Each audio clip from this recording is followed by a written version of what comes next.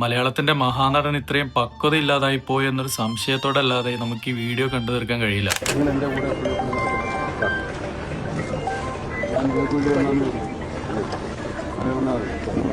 ഏതൊരു സർക്കാർ ഒരു പ്രൊജക്ട് പൂർത്തിയാക്കുമ്പോൾ അത് നടത്തുന്നത് സർക്കാരാണെങ്കിലും അതിന്റെ ഗുണഭോക്താക്കൾ ജനങ്ങളാണെങ്കിൽ കൂടെ ആ സർക്കാരുമായി ബന്ധപ്പെട്ട രാഷ്ട്രീയ പാർട്ടികൾ അതിൽ സജീവമാകുന്നത് സ്വാഭാവികമാണ്. ഇവിടെ ഞാൻ മനസ്സിലാക്കിയെടുത്തോളം ഈ നാലാൾക്കാരുടെ ഇടയിൽ അപമാനിക്കപ്പെട്ട ഇദ്ദേഹം വയനാട് ജില്ലാ സെക്രട്ടറിയാണ് CPM-ന്റെ. മാത്രമല്ല ദുരന്തം ഉണ്ടായ അന്നു മുതൽ രാവോ പകലോ ഇല്ലാതെ ഇതിനു വേണ്ടിയിട്ട് കഷ്ടപ്പെടുന്ന ഒരാളും കൂടിയാണ്. അങ്ങനെ സജീവമായി പ്രവർത്തിക്കുന്ന ഒരാളെ പരസ്യമായിട്ട് ഇങ്ങനെ മുഖത്തടിച്ച് പറയേണ്ട ആവശ്യം ഉണ്ടായിരുന്നു എന്നുള്ള ചോദ്യം ഒരു ഇമ്പോർട്ടന്റ് ആണ്. മമ്മൂട്ടി ചിലപ്പോൾ വിചാരിച്ചിട്ടുണ്ടാവാം ഇത് രാഷ്ട്രീയ ലാഭത്തിന് വേണ്ടി ചിലപ്പോൾ ഉപയോഗിച്ചേക്കാം, അല്ലെങ്കിൽ ആൾക്കാർ തെറ്റിദ്ധരിച്ചേക്കാം എന്നൊക്കെ വിചാരിച്ചിട്ടായിരിക്കാം ഈ രീതിയിൽ പ്രതികരിച്ചത്. പക്ഷെ അദ്ദേഹത്തിന് ഇതിന് കുറച്ചുകൂടെ മെച്ചൂർഡായിട്ട് കൈകാര്യം ചെയ്യായിരുന്നു. മമ്മൂട്ടിയുടെ കൂടെ വന്ന സഹപ്രവർത്തകരോട് സ്വകാര്യമായിട്ട് പറയുകയോ അല്ലെങ്കിൽ പറഞ്ഞതിന് ശേഷം മമ്മൂട്ടിക്ക് തന്നെ വേറെ എങ്ങോട്ടെങ്കിലും മാറിപ്പോവുകയോ ചെയ്യായിരുന്നു. പക്ഷേ ഇത്രയും പ്രായവും ജീവിതാനുഭവങ്ങളും ഉള്ള ഒരാള് പൊതുസ്ഥലത്ത് ഇങ്ങനെ പെരുമാറിയത് സത്യം പറഞ്ഞാൽ കുറച്ചുകൂടെ ശ്രദ്ധിക്കേണ്ടതായിരുന്നു.